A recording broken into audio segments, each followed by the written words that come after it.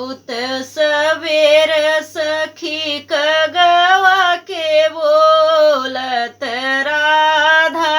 उठिनिया कुलाई जी हाँ जी अरे राधा उठिनिया कुलाई जी हाँ जी हंसी हंसी पूछाई माँ तू यशोदा रे हंसी हंसी पूछाई माँ तू यशोदा रे काहे राधा उठ्युआ कुलाई जी हाँ जी अरे काहे राधा उठ्युआ कुलाई जी हाँ जी काहो कही ससुलाज की बतिया हो काहो कही ससुलाज की बतिया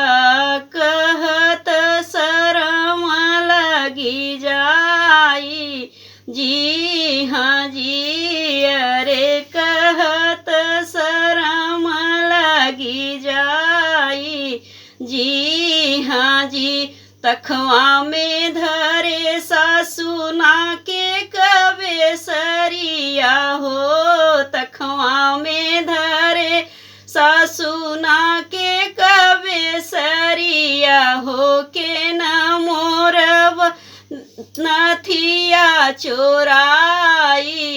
जी हाँ जी अरे के न मोर नथिया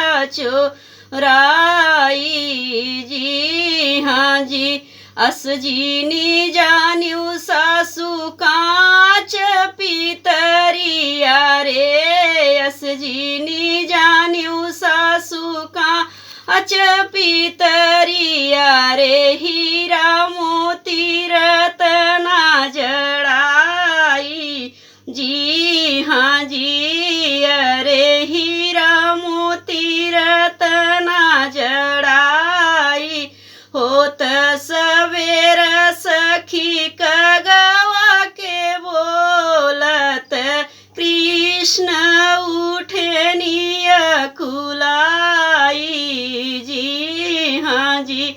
अरे कृष्ण उठनिया कुलाई जी हाँ जी का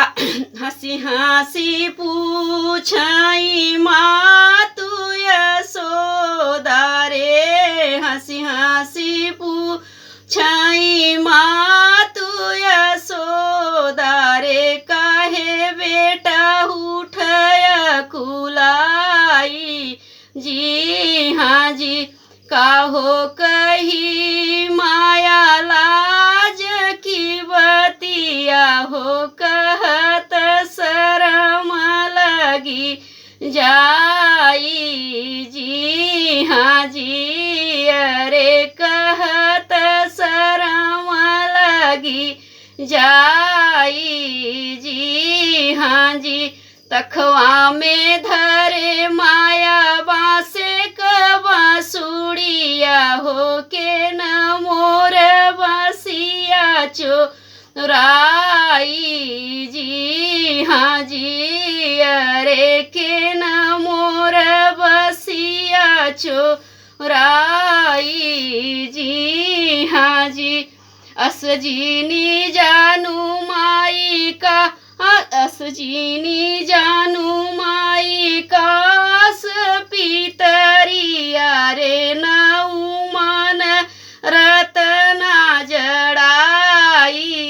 जी हाँ जी अरे नऊ मन